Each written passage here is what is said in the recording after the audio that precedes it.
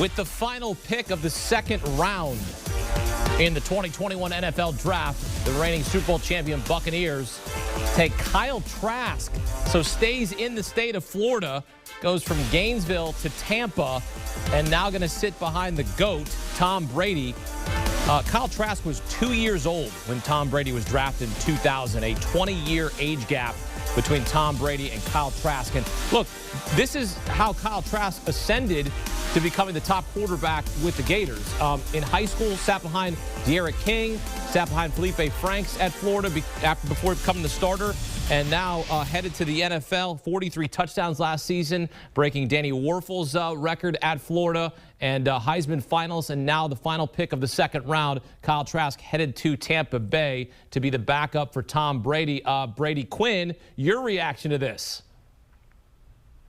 Yeah, I mean, it makes some sense from the standpoint that you knew that, one, they needed to provide some depth behind Tom Brady on the depth chart. I don't believe they have anyone behind him right now. So they needed a backup. Maybe you thought they'd try to eventually draft a guy who would replace him, but we don't know how long Tom Brady's going to play for at this point.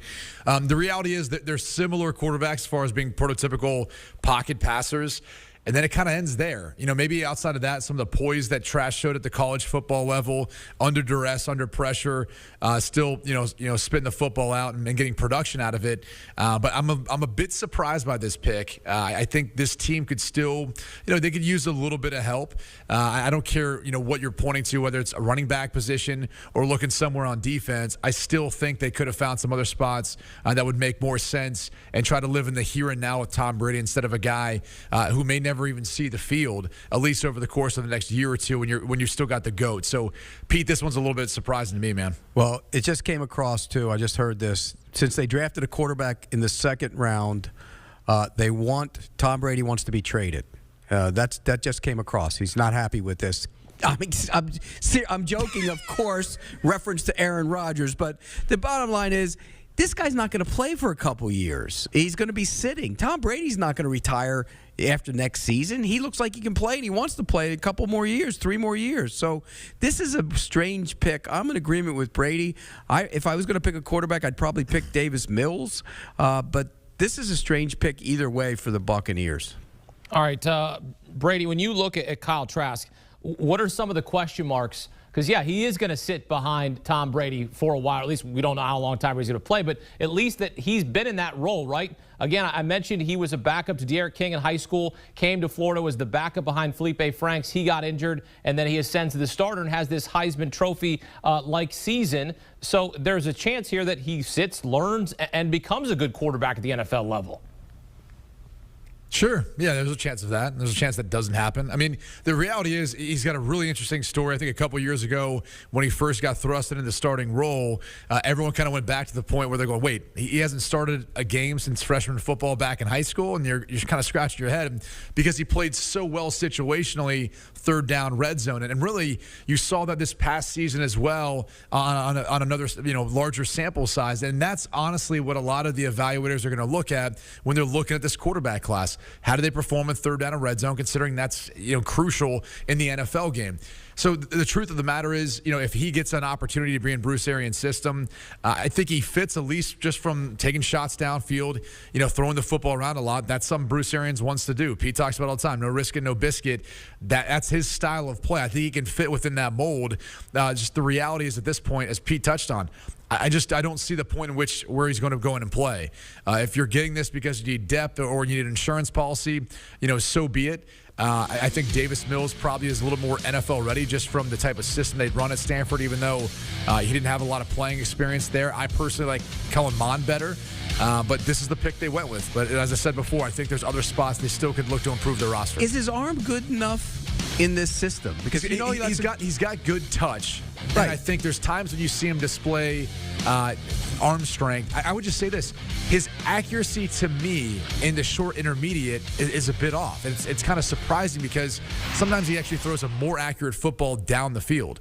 But again, these are things that he can work on to correct over time. He's going to get to sit behind Tom Brady, the greatest of all time, and watch how he prepares, how he goes about fine-tuning his fundamentals and skill sets. So he's going to have the time to sit and learn. We know that.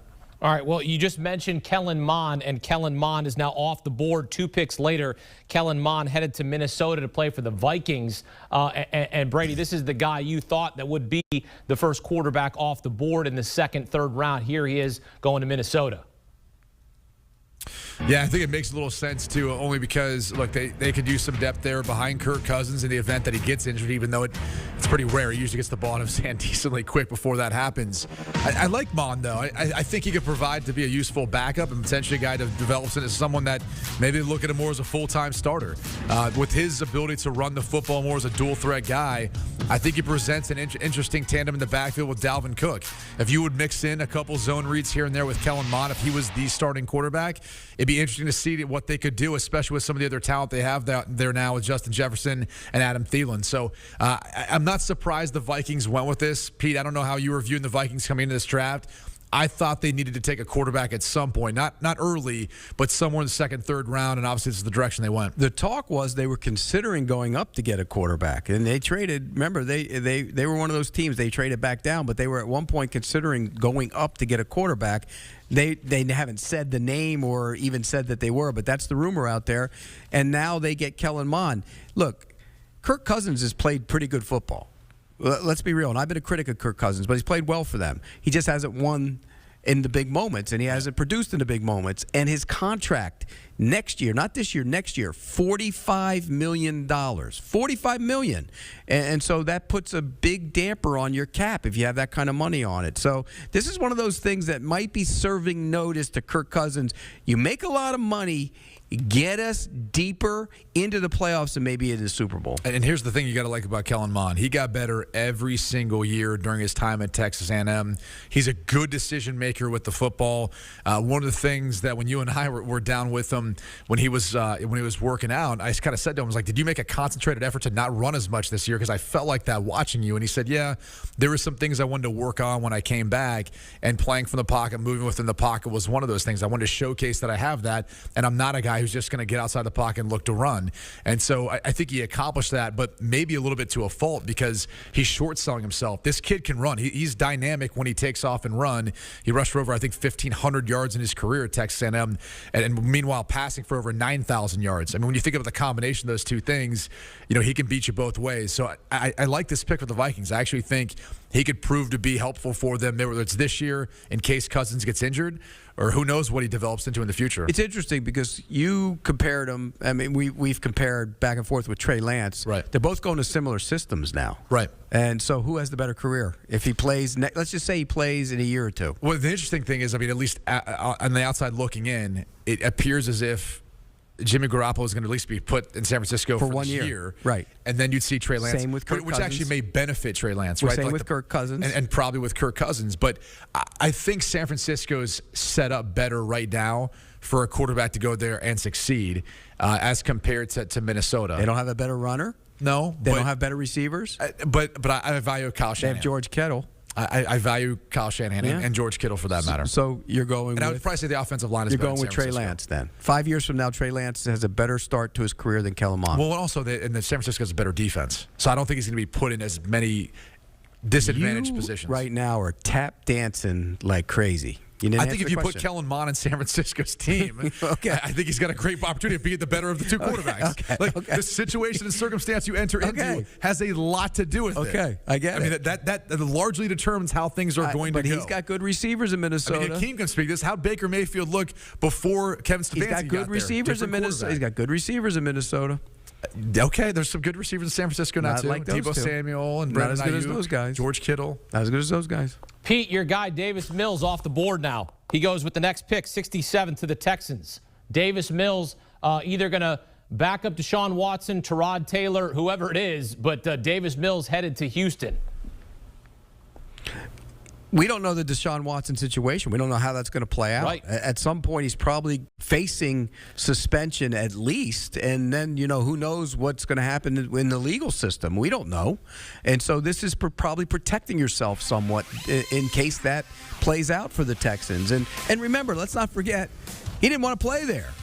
And there was all that talk before all this off-the-field stuff happened where he wanted to get out of Houston and wanted to go play somewhere else and was going to sit out and demanding a trade and all that stuff. So this is a good, solid pick by the Texans because it kind of gives them a young quarterback. Tyrod Taylor, I feel sorry for him because he's always going to be one of those guys that will be a guy who holds the place for somebody else down the road. And he's not an awful player, but it happened to him every single place he's been. Well, Tyrod Taylor's not losing out that job to Davis Mills. I'm sorry to break that. No, I'm not saying he's going to, but down the road he might. I'm not saying if the insurance Deshaun policy Watson, Tyrod Taylor, Davis Mills adds some depth. If Deshaun Watson doesn't play this year, Tyrod Taylor starts. He's the guy. Correct. But at some point, maybe Davis Mills plays. Maybe they would kick the tires on him and see. You got 17 games. It could be a long season. Who knows? Maybe they've got a doctor there in Houston that ends up puncturing Tyrod Taylor's lung for a second time, like we saw. Well, I mean, but again, it's possible that he holds the position for a little while, and Davis Mills. Look, the ideal scenario, neither one of them. You're trying plays. to say that Davis Mills might play more games in his rookie season than he did all his career in Stanford? No, he's not going to play. He's not going to. But he might play 5 or 6 of them, though. Sure. Right. Potentially. And then if he plays 5 or 6 and plays well, then Tyrod Taylor loses his job. You're really, I mean, you're putting a lot of faith in Davis Mills. I am. Any Super Bowl prediction for him? No. I mean, you've done it already this year with Trevor Lawrence. No. Trevor Lawrence gets 1 in 10 years. Joe Burrow gets 1 in 10 years. Okay, you said 2 for that. No, I didn't. And you I did said so. 1. You threw Justin Herbert in there as well. And Justin Herbert too. Yeah, there you go. This is entertaining. Listen, I could have just kept going there. You guys could have kept. I don't. You don't even know. You don't need me to tee you up. Keep going there. All right. We do have to stop though. We have to take a quick time out here.